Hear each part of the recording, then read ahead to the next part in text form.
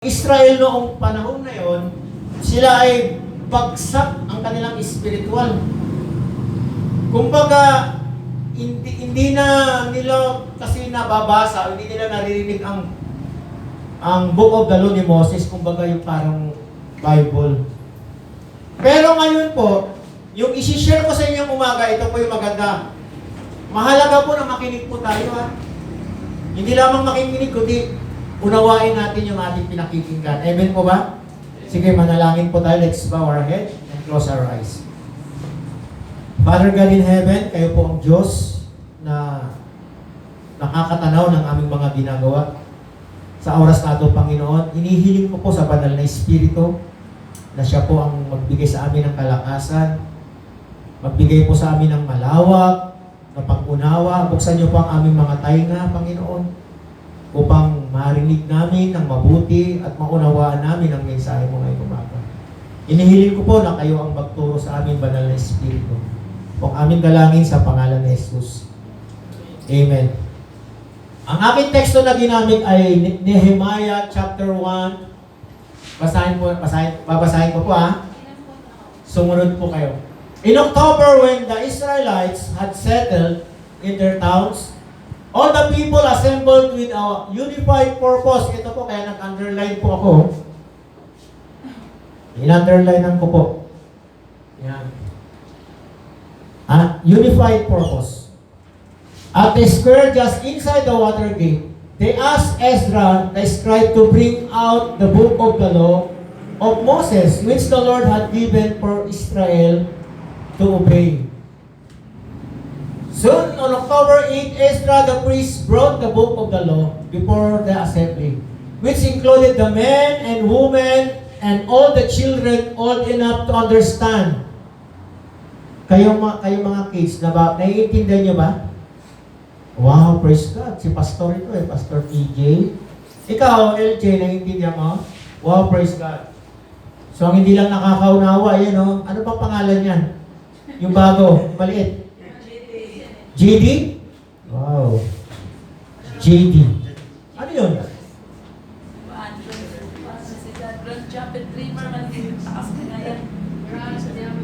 Tama, oh. Okay. Basta siya lang hindi nakakaintindi rito. Lahat nakakaintindi yan.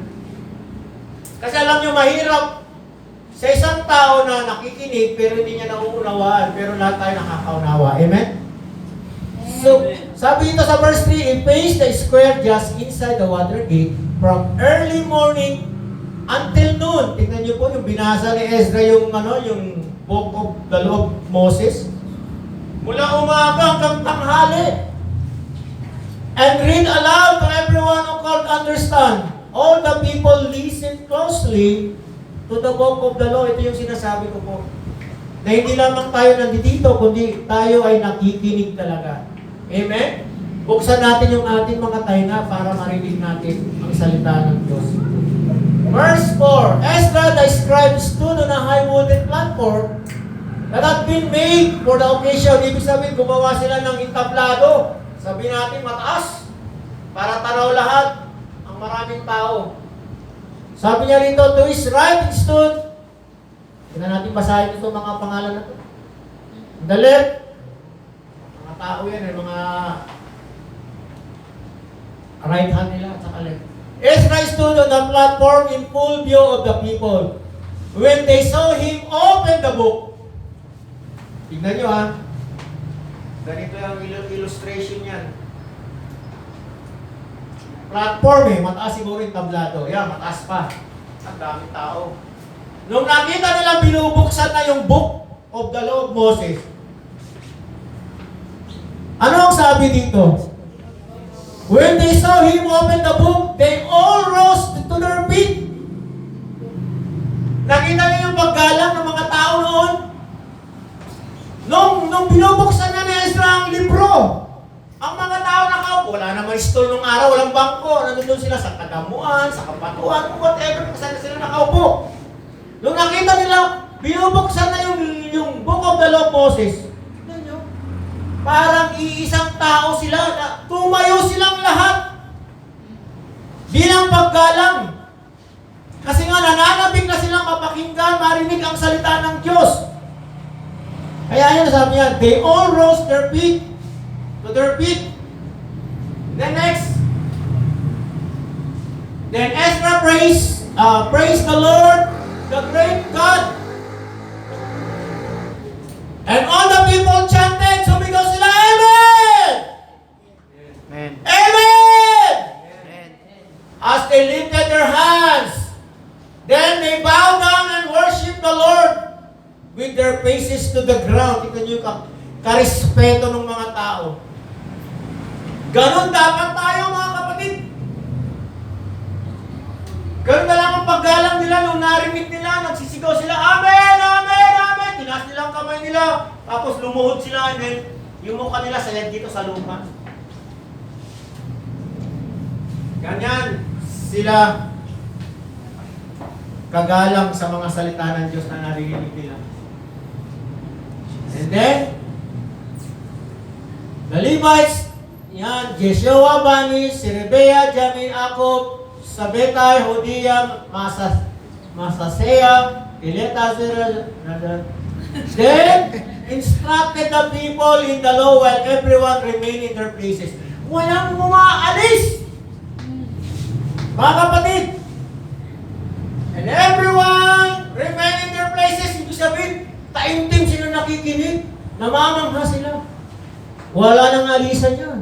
Walang kukurap. Walang gumaganon. Walang iinom ng tubig. Walang ihihi. Everyone remained in their place. Ganon sila ka-respeto sa salita ng Diyos. And then last verse. They read from the book of the law of God and clearly explain the meaning of what was being read, helping the people understand each passage. Kaya nga ipapaliwanag natin eh. Hindi lamang po naririnig natin, kundi dapat ipapaliwanag din sa inyo kung anong ibig sabihin.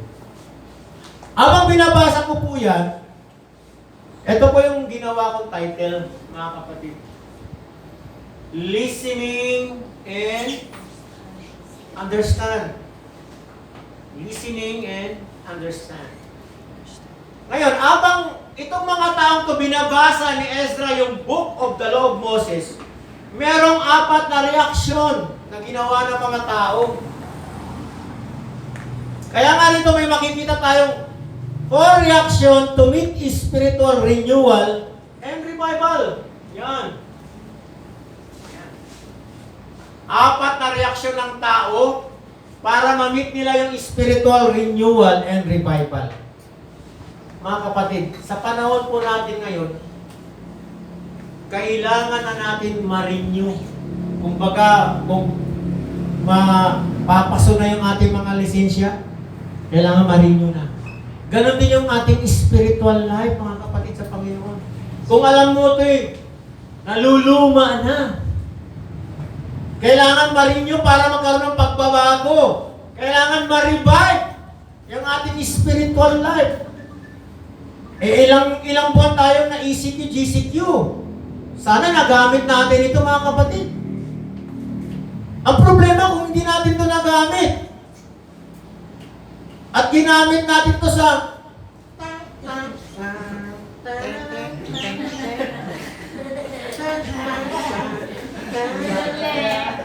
Buhay ng doay. imbes na ma-renew yung ating spiritual life, hindi na-renew.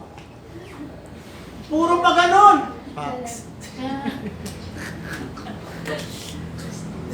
So, alam niyo po itong reaction, ang ibig sabihin ng reaction ay, ito yung paano ba yung response natin. Kung tayo'y nakikinig ng Word of God, ano ba yung nagiging response natin? Ano yung reply, hindi naman reply. Kung baga may mga comment, may reply. Kung baga, ano yung sagot natin? Ano ba yung feedback? Ano ba yung feedback mo kung nakikinig ka ng salita ng Diyos?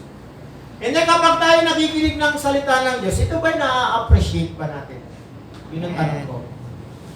Ang ibig sabihin ng appreciation is valuing, admiring, treasure, thankfulness, gratefulness, and acknowledge. Ina-acknowledge ba natin ang salita ng Diyos? Ito po yung number one reaction ng mga tao ng panahon ni Nehemiah at saka si Ezra. Habang binabasa yung Book of the Law of Moses, ito yung reaction nila. Yan. Pakibasa po. 1, 2, 3. He stood up in reverence for the book of the law. Yan. Sarap ng upo. Habang binabasa yung salita ng Diyos, isipin mo lang tayo wala. Di ba sabi doon? Basahin ko ulit ha. Sa verse 5, Ezra opened the book. All the people could see Ezra because he was high above them. Mataas siya. And then, ano sabi? When he opened the book, the crowd stood up. Siyempre niya nung binuksan yung Bible, yung libro, nagtayuan lahat. Grabe kagalang nila. Kasi nga nananabik.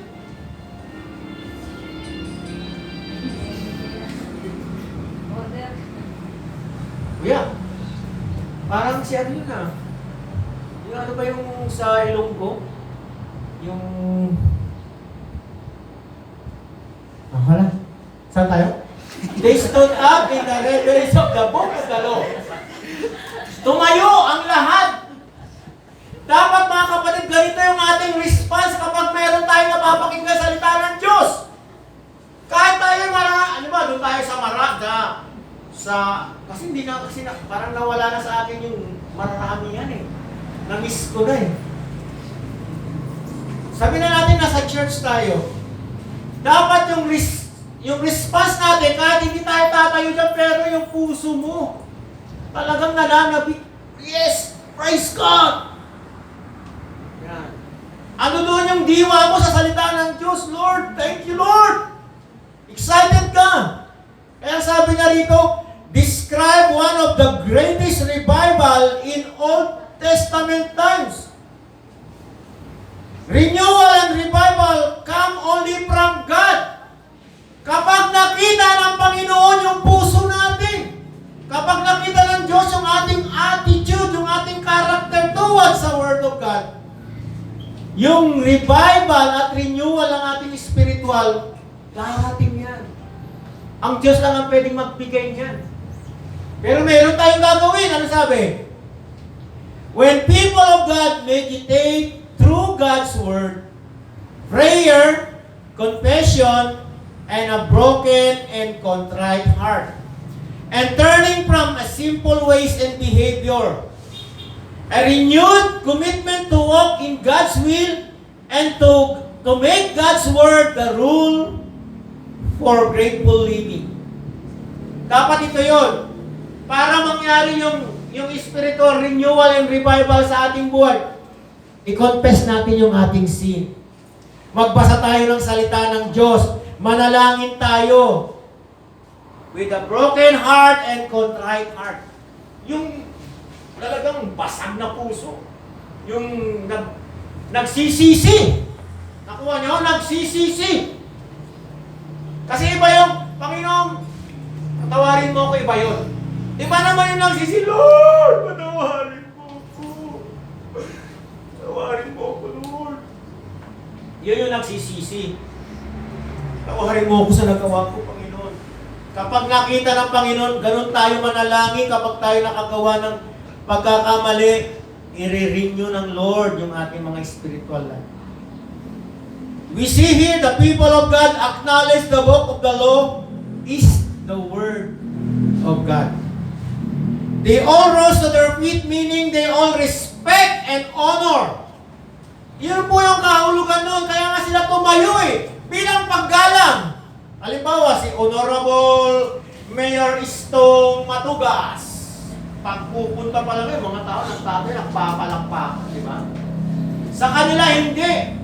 Binabasa pa lang yung salita ng Diyos, yung naririnig nila, bubuksan pa lang, hindi pa nagsisimula. Nagtayuan ng mga tao, ibig sabihin, nire-respeto na nila, ginagalang na nila ang salita ng Diyos. Nakuha natin? Ganun dapat tayo. Ganun dapat ang nangyayari sa atin. Naroon ang pagkakaisa ng lahat at sabay-sabay na tumayo. Nagbigay sila ng mataas na paggalang at pagkilala sa Diyos. Number 2, Pakibasa po. Be praising God. Lifting their hands and saying Amen. Yan. Ganyan po mga kapatid, kapag tayo ay nananamba, kahit hindi nasabi ng ating mga song leader, itaas natin ang ating mga kamay kahit hindi nasabihin na kasi ang pagtaas ng kamay, relasyon niya sa Panginoon. Kinikilala mo siya na iyong Panginoon at Diyos. Sinosurrender mo yung sarili mo. Ang pagtaas ng kamay bilang paggalang sa ating Panginoon. Lifting their hands is total surrendering. Lifting their hands is agreeing what they saw and heard. Lifting their hands is symbol of rejoicing, exciting and hope. Saan ka ba nakakitang masayang-masaya ka? Ang ganda ng ang kanta, masaya, no? Halina't magsaya sa gawa. Nakakita yan. Sabi, kanta kayo ng masayang-masaya. Magpasalamat kami mo. Saan ka nakakita? Masaya ka, talakpak mo ng hina. Magpasalamat. Tapos tataas-taas ka pa ng kamay mo. Hindi yung magpasalamat. They praising God by lifting their hands and say, Amen! Amen. Alam niyo bang may mga kumakanta, may sumisigaw ng Amen! Hallelujah! Huwag kayong mahiyang sumigaw, mga kapatid. Dahil lifting their hands is a symbol of rejoicing, exciting, and hope. Amen po ba?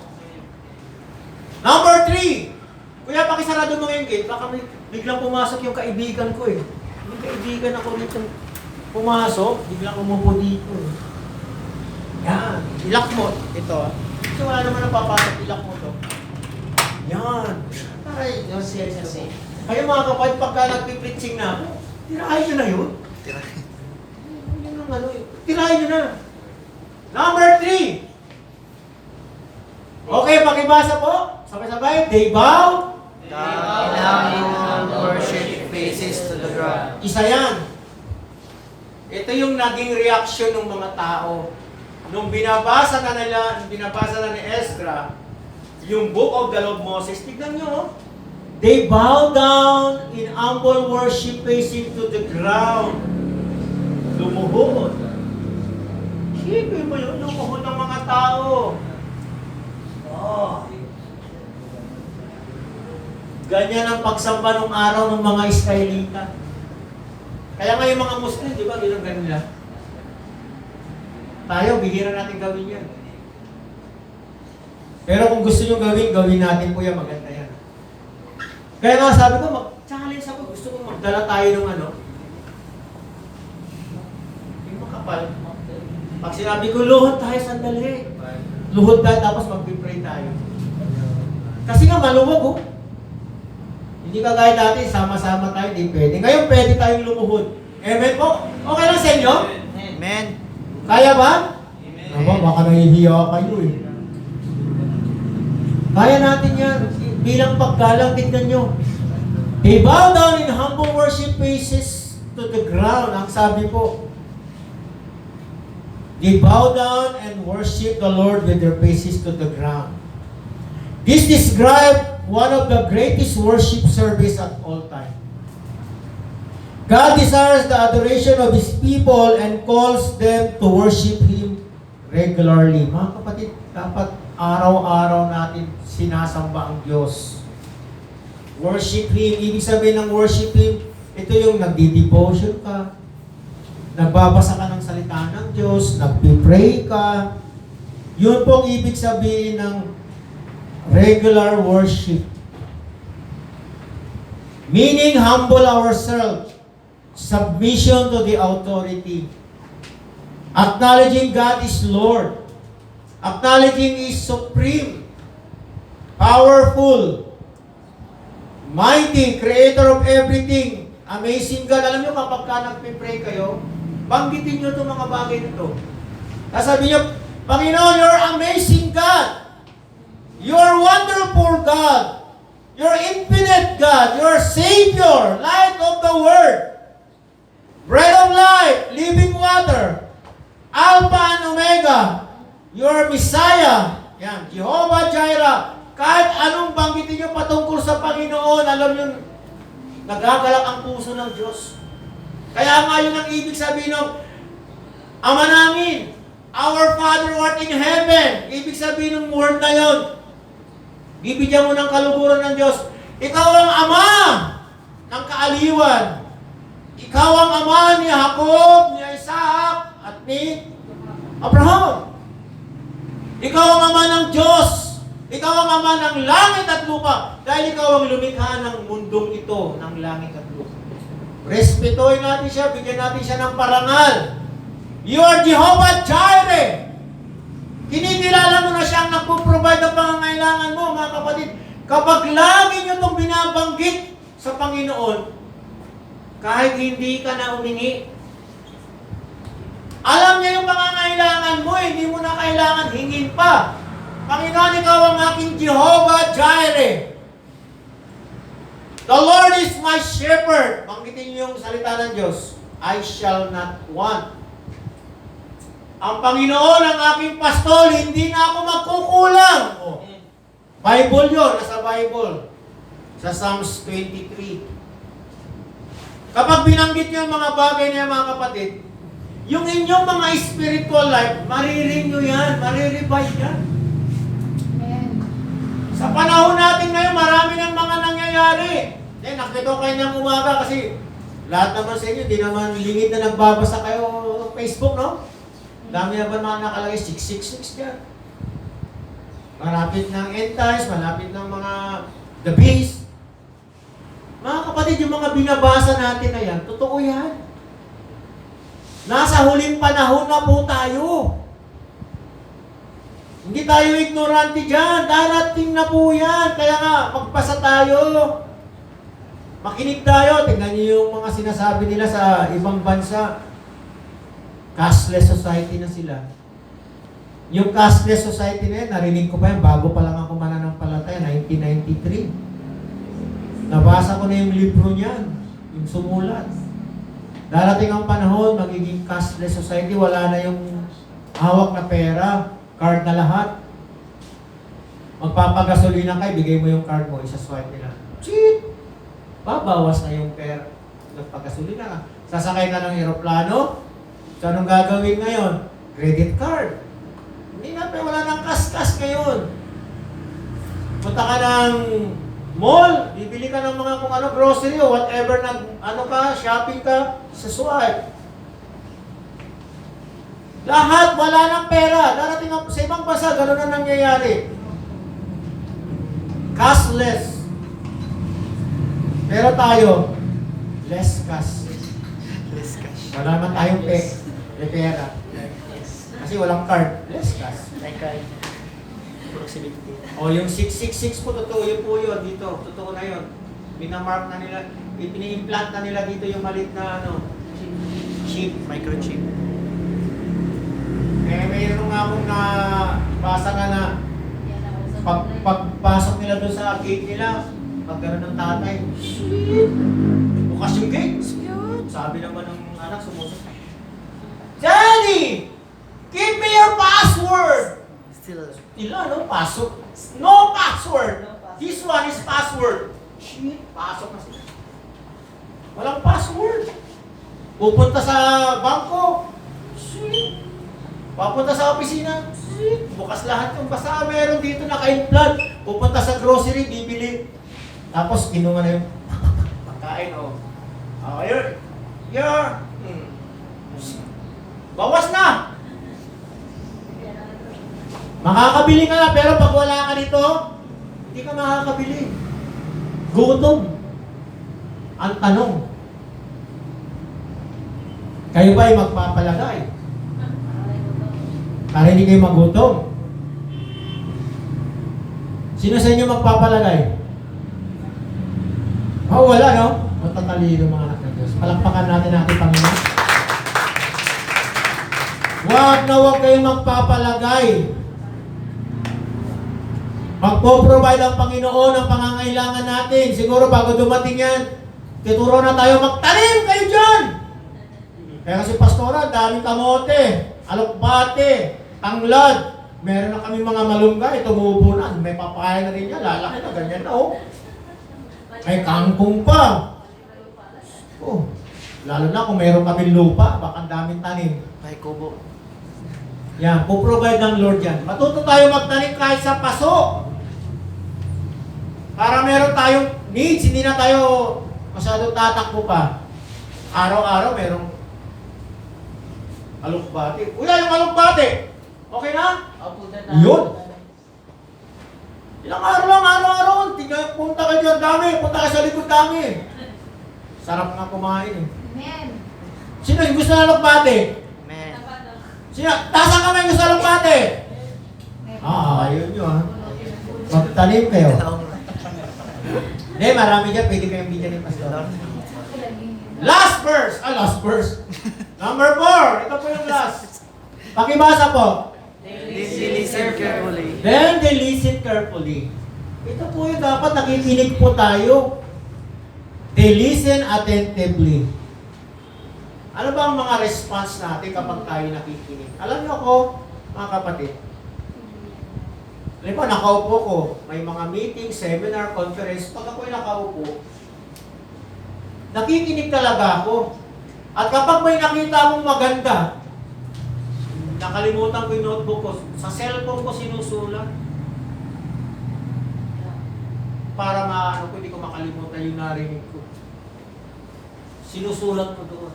Pero kadalasan pag mga conference naman, nag-take note ako kasi managagamit din yan. Ganun mga kapatid, makikinig tayo sa sinasabi. Hindi yung pumunta tayo doon para magpakiyot. Makikinig tayo doon para yung ating spiritual life ma-revive, ma-renew. Kasi nga, lahat tayo, wala naman dito super spiritual, wala naman dito super magaling. Lahat tayo nag-learn, natututo tayo. At walang pagalingan sa Panginoon. Then they listen carefully. Ito na nga mga kapatid, ano ba yung feeling natin kapag tayo nakikinig sa message? Are we excited ba? Or gusto mo nang umuwi? Ang tagal naman ng message. Ano ba yung feeling natin mga kapatid? Maiksi lamang po itong message ko sa inyo. Kasi hindi naman po ako nagsisermon eh. Nagtuturo lang. Gusto ko na lahat tayo ngayon ay matuto. Merong panahon na may sermon, may panahon na, alam ko naman mababait. Lahat tayo rito mababait. Wala nang pasaway ngayon, nandoon lang. Sa labas na. At tatandaan nyo, bihira ako nakarinig ng mga born-again Christian na nagmamahal sa Panginoon na nagkaroon ng COVID. Bihira. Bihira. Kasi nga mababait tayo at iniingatan tayo ng Diyos. Amen? Ang mga naaapektuhan yung mga pasaway.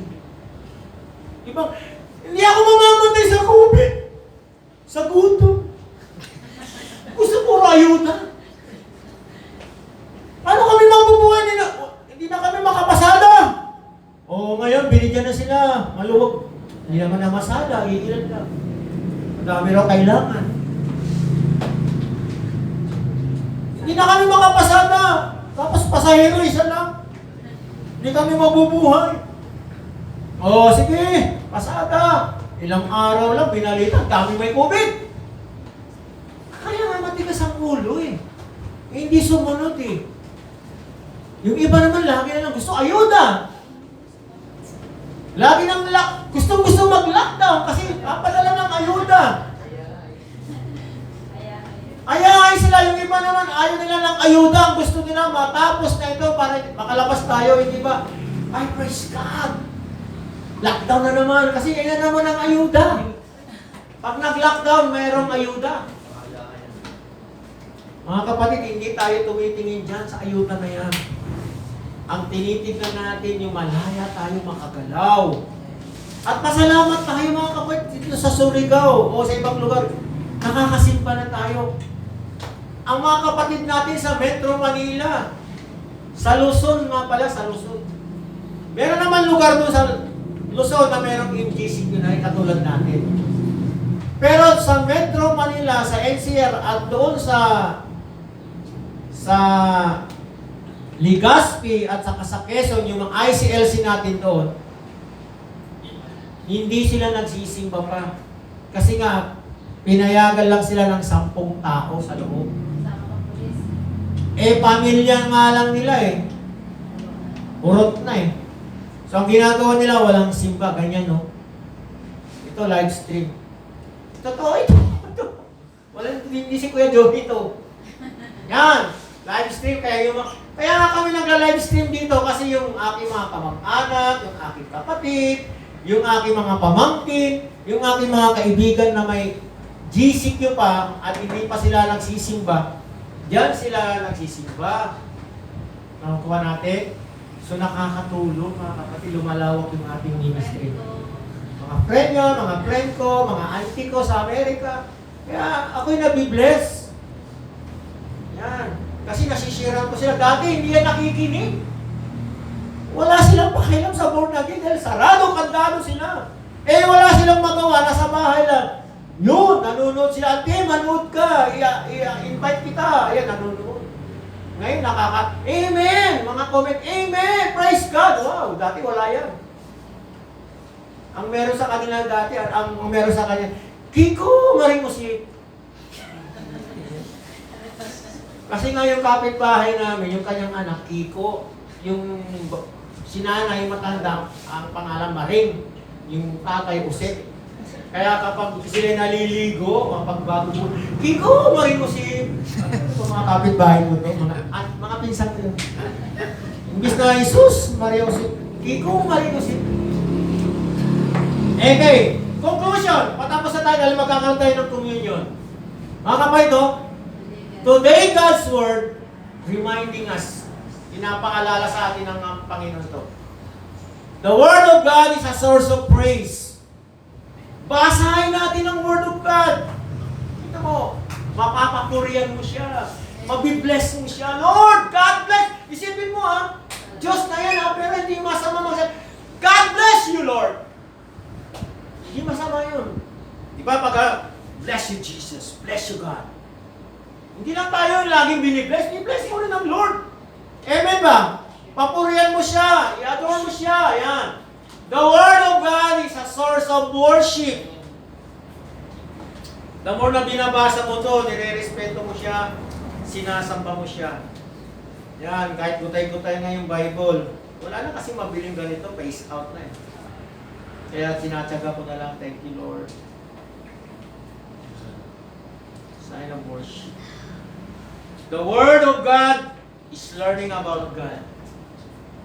Last, mga kapatid, pakibasa po yan. Ano ba? Ano kaganyan-ganyan yan? Sa ako ba yan naglagay yan? Transitional po yan, ginamit mo dad. Transitional. Oo, kala ko nga pala, animation. Transitional. Kaya pala nagumagano ba ito? Mga kapatid, last, pakibasa na lang. Sabay-sabay. 1, 2, 3. When we open the book Bible, learn more about who is Christ. Let's praise God, worship Him, and seek to discover what He is saying to us individually. Yan. Dito nyo po malalaman, matututo kung sino si Kristo. Pagka nabasa nyo rito yung si Jesus mitubag, ako ang dala ng kamaturan ng pangkinabuhi. Wala'y makadto samahan kundi muwagin ako. Praise God! Worship God, Lord! Salamat, Panginoon! Hallelujah! Sa'yo lamang ako magtitiwala, Panginoon, dahil ikaw lamang ang tunay na daan. At wala nang ibang daan. Nakaka-worship ka na ngayon sa Lord, nakaka-praise ka na ngayon. And then seek to discover what He say to you, to us, individual. Sahin nyo. Now. Sahin natin yan. Ano bang sinasabi ng Panginoon sa atin ngayon? Ano sinasabi ng Panginoon sa iyo ngayon? Ito, sa dalawang bata na to, naniniwala ko. Naiintindihan nyo, no? Pastor kasi ito paglaki. Thank you, Lord. Kasi pastor ang lolo ng mga yan. Namana ng mga yan. Lalo na ito, namana mo, no? Si lolo, no? Kamukha niya Kaya niya eh. Kasi laki din niya. Laki ng puso. Hindi yung So, praise God. Meron ba tayo natututunan mga kapatid? Amen. Kaya ako sinishare sa inyo to, gusto kasi ma-renew yung ating mga spiritual na kalagayan. Yung ating prayer life, yung ating relationship sa Panginoon. Kasi ang daming masasayang na panahon kung hindi natin. Alam nyo, itong pandemic na ito, kahit anong gawin natin pag-pray, medyo may katagalan pa to. Hindi ito basta-basta, kaya nga nabubuhay nga ngayon yung mga gumagawa ng face mask. At ang maganda ngayon na negosyo, kuya, kung pwede mo lang gawin, kung may katuwang ka lang, online business yung gasolina mo. Ilang litro? Deliveran mo ka. Oo, online ngayon ang yung trend ngayon online. Tumatawag ko yan? Yeah. Pero wala kayong mga online. Tapos, medyo gawa ka ng gimmick ngayon. Pagka umorder ka ng 1 drum na gasolina, may libreng 1 kilong manok. Still lang. Di ba lugi kuya? Di ba lugi? Panalo. Hindi ba lugi? 1 drum na gasolina eh. 1 kilong manok. Hindi lugi? Oh, hindi. Si Ikoy niya yung banat. Gasolina. Maganda yun kuya. Online na yun. Pero pinaka-the best ngayon, yung ating ginagawa, mag-post po tayo ng mga Word of God. Gawin natin yun everyday. Salamat sa mga young people Oh, ako, kasi nagpasaman ako, nag-aral, hindi ako nakapost. Mamaya magpo-post ako. Parang gagawin kong habit yun. Everyday, isang teksto ba? Madali lang naman eh. Sa mapupunta yun, what's on your mind? What's on your mind? Type lang kayo. Bisaya, Tagalog, English, gawin niyo mga kapatid. Bukas kayo ng ganun. Meron nga nagbukas, tuwan-tuwa ako eh. Genesis 1:1 ang tinira. Praise God. Sa pasimula, nilikha ng Diyos ang kalangitan at lupa. Pinunta ko, Amen! Sinimulan niya doon. Sino man?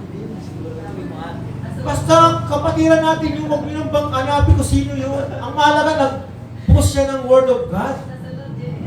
Oo. Tapos, wag lang titira sa las ha. Sige, tumayo po tayo lahat.